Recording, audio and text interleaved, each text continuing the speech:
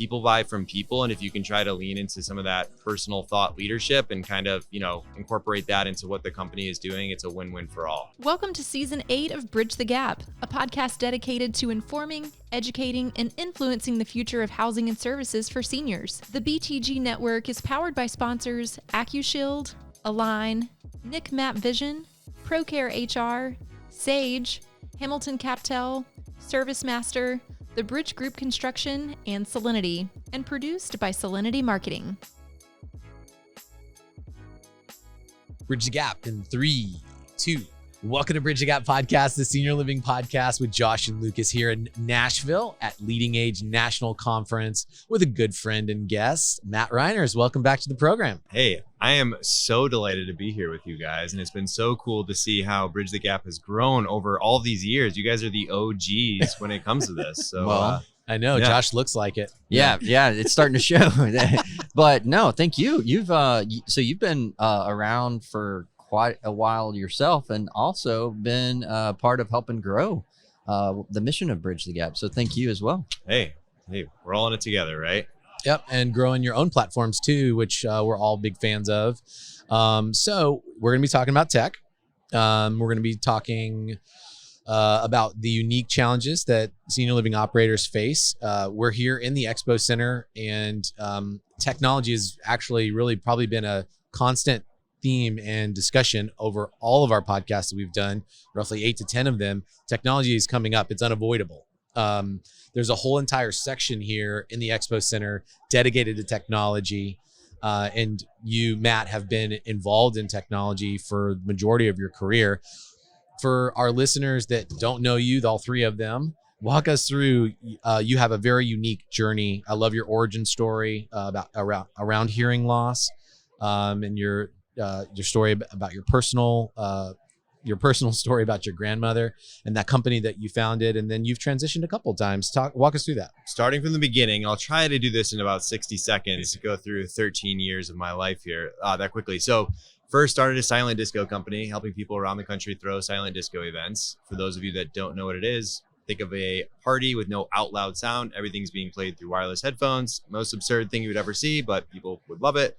A few years into that, a few things happened simultaneously. Started getting phone calls from senior living communities asking for help. They were struggling with hearing in group programs, think resident council meetings, worship services, bingo, right? Can never forget about bingo. And they're looking for a wireless headphone system designed for a group setting, individual volume control. And out of that was born Eversound. And that's a company that, after seeing what my grandmother was going through, couldn't hear, so would never go to anything. And her basically quality of life sucked. And so that launched Eversound back in 2016. Grew that along with my co-founders, Jake and Devin, and had an awesome team and had an awesome opportunity to be acquired by Uniguest. So they acquired us in May of last year, stayed on Uniguest for about a year or so. And then from there found a new calling to just kind of change the technology culture and joined Parasol Alliance. How's that going? I mean, so you said a big thing there, changing technology culture. What does that mean? When I think about technology, right? Especially in this industry, I think we're a laggard in terms of industry when it comes to technology adoption and all that sort of stuff. I think it's that balance between that human touch and that care element, but how do we use technology to do that? And when I think of the technology culture, right? I think so many times technology has just been under IT and just kind of assume that they need to do everything.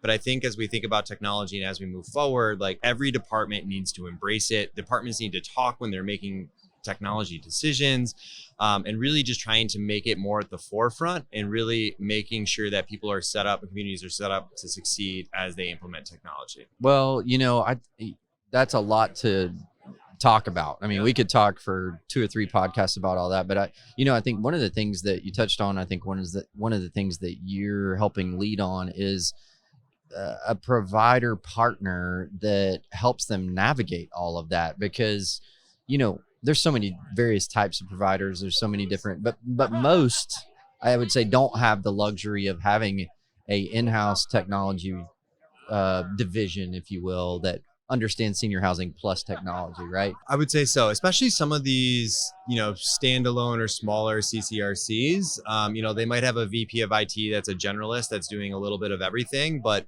as we're adjusting and moving forward, we need more of these specialists, right? Like cybersecurity, networking, infrastructure, right? Like you might have someone that's really good at one of those things, but really trying to give them all of the different angles and all of that expertise to really set them up for success there. And, it's funny, like I remember talking to a VP of IT where I said, like, what do you do? He's like, if it has a cord and plugs in, people assume that I know what to do with it. And I think as we're moving forward with all these like integrations and stuff, like we need to help people navigate that, because I think, being on the tech vendor side, right? Like it's everything I cared about was trying to get that technology piece into a community. And now being on this other side and seeing all the technology pieces, people will come to conferences, see something that they might be like the golden spoon, right? They bring that back to their team, get really excited, and then implementation just kind of falls off a cliff from there. So trying to help people navigate that and be intentional about their technology stack. I want to change the course here. Lucas may get fuss at me for doing this, but this is sort of a selfish thing. As I sit here beside of you, believe it or not, you're starting to get a little age. You're getting a little gray in your beard, like me and Lucas have, which means that's wisdom, right? Thank you. You have. I remember the first time I saw you, I think it was like an EFA event or something. You had these flashy shoes on. You're dancing to music that nobody else can hear, and I'm like, couldn't help but look. Well, you have positioned yourself as a leader of tech company and going through the life cycle that I think a lot of young entrepreneurs and or salespeople hope to do. And we're on the floor with a lot of people right now. What would you say to the young leaders? You found a way to do some things that I think not a lot of young leaders can do, which is be able to stay consistent in your messaging and your brand, regardless of what solution you are presenting to people at the time. It's very a continuity, which I think has led to your success. So what would be some tips to the young leaders in tech out there that they could use to kind of help them along their journey? So I think getting really good at storytelling is super important as you're sharing the story of the company or the tech solution that you're doing, and like what's the why behind it. And if you can get people into and bought into that why, I think kind of everything else falls into place from there. And in terms of the consistency, right, I got the sequins on right now. Just it's definitely my personality type. If you look at the 16 personalities, I'm a promoter, if you couldn't have guessed that. So, and I think too, when you look at this industry, it's easy to stand out and draw attention for better or for worse. And I think just even leaning into that, kind of identifying what your brand voice, your individual voice. And I think too, now like people buy from people. And if you can try to lean into some of that personal thought leadership and kind of, incorporate that into what the company is doing, it's a win-win for all. That's great advice. So a year from now, we ask this question a lot in our masterminds.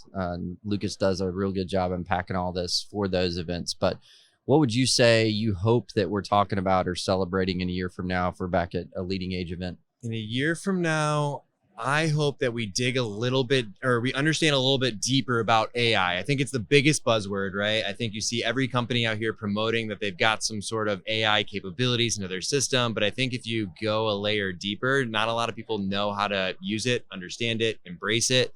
And I think too, as we look at it as an industry, is like, how are we incorporating that into our day-to-day? I think the biggest opportunity in the short term, especially over the next year, is how do we really optimize our own productivity so we can maximize time being spent with the residents, right? Like I talk to Life Enrichment all the time, putting together all this stuff. I've sat down, walked them through some things that they can do for free. And now they're getting all this time back that they can go spend with residents. So I think it's really embracing that, understanding that, and knowing how can we use that to be successful versus just seeing it as a buzzword and no one really knows what it does. So for the person out there that's listening, that's a community leader that just heard that, it's like, okay, let's get on the pathway for that. What's their first step? Their first step. So we did launch a white paper. I have to be self-serving here. A white paper about all the AI out there and kind of where we see the future of going with that. It's completely free on our website at parasolalliance.com. You can definitely go check that out. And then I would start talking to other leaders, seeing how they're doing AI. I heard something the other day of someone setting up like an AI internal committee where people are kind of figuring that out. And like, you should start putting some governance around like how you expect people on your team to use it. If you're not wanting to use ChatGPT or some of these other platforms coming up, but just establishing some rules around that. And I would say, being open to what it could potentially look like. I know always security is top of mind. So making sure you're being intentional and going about it the right way. That mostly went over my head. Could I say just call Matt? You can say call Matt. All right. Yeah. Okay. Yeah. Well, I mean, it is a big topic. I've walked around and that's been a topic. AI has been a discussion point in these conversations. So it'd be really interesting to revisit this next year and see where that's going. It seems like it's obviously going to touch literally everything. So awesome. Okay. Well, you know what? We're about to get wrapped up here at LeadingAge. I think a lot of people here are kind of packing up and wanting to get out into Broadway and hear some honky tonkin'. But Matt, it was so good to spend time with you and get an update on your journey. And thanks for all that you've been pouring into this industry. We'll make sure that we link what you're doing. You have a podcast and content that you're always putting out there, and we'll link to that white paper as well for our listeners. So thanks for your time today. Thanks so much, gentlemen. And I appreciate you guys have really knocked down the door, I think, in terms of content creation and what that can look like from a thought leadership perspective. So you've inspired me along my own journey. So appreciate you guys. Thanks, man. Very much appreciate that. And to our listeners, connect with us at btgvoice.com, download this content and so much more. Also hit us up on LinkedIn. Let's hear your conversation and your thoughts around this conversation. And thanks for listening to another great episode of Bridge the Gap. Thanks for listening to Bridge the Gap podcast with Josh and Lucas. Connect with the BTG Network team and use your voice to influence the industry by connecting with us at btgvoice.com.